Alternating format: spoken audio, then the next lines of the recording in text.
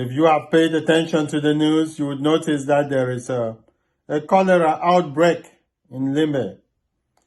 I've watched the horror emanating from Limbe, and I think it's important to communicate with our people as well as give you tips as to how to handle what's going on.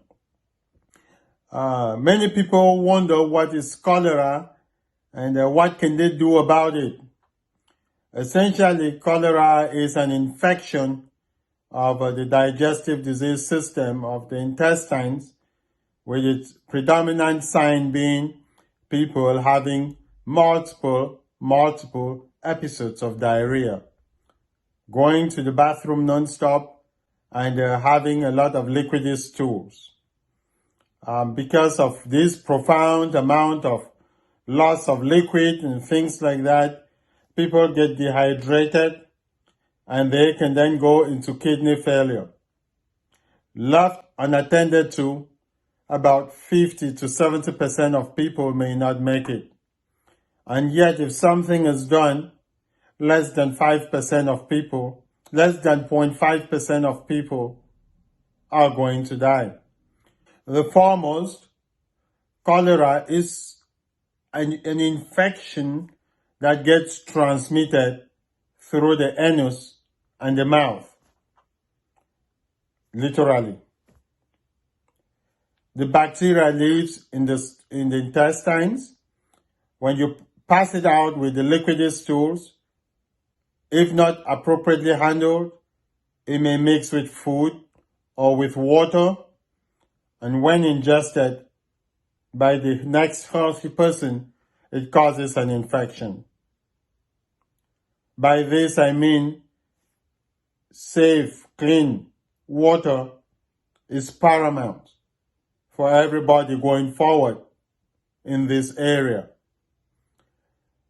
Careful washing of hands before handling food is also very essential. Though I talk of washing of hands, if you wash it with contaminated water, you just propagate the infection. Proper treatment of water is therefore very critical and essential, either by boiling the water or even filtering it, sifting it through a cloth. That may kill or trap the bacteria and minimize the chance that the next person is going to come down with an infection.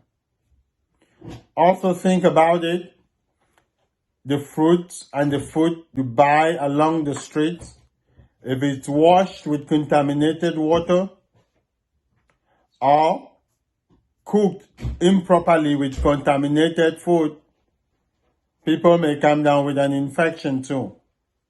Equally, the people preparing the food, if they do not properly wash their hands, they may carry the bacteria in the stool and transmit it to the next person. Proper hygiene is therefore key.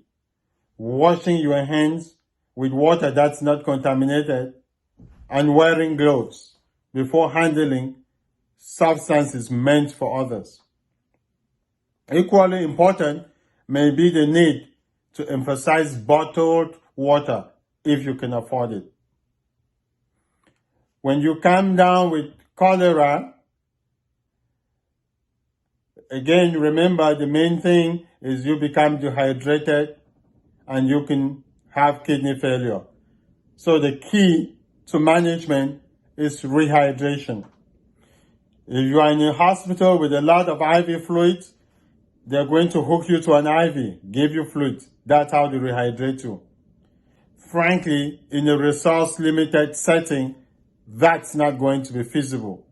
When I look at 2,000, 3,000 people in Limburg having cholera, it's not going to be feasible that the IV fluids will be sustainable. Therefore, if each and everyone rushes to a pharmacy, you can obtain sachets or packs of what we call oral rehydration solutions, oral rehydration salts. You can dissolve this in a glass of water and drink it it serves the same purpose. If you cannot afford this, grab a teaspoon or two of salt, table salt, the same salt you use to cook your food with, put it in a glass of water, mix it well to melt, and you drink it. It serves the same purpose. If we can't come together and do this, cholera is going to claim a lot more lives. More importantly, I want to give a shout out to my brothers, my sisters, the nurses, the medical professionals, my colleagues in Victoria that are all coming together to help the ailing population. Again, this is Dr. Dieter. Please do not hesitate to reach us. That way, we can be of help in sharing information, knowledge, or tips that can help us be a better, more healthy community. Thank you again, and together we shall beat it.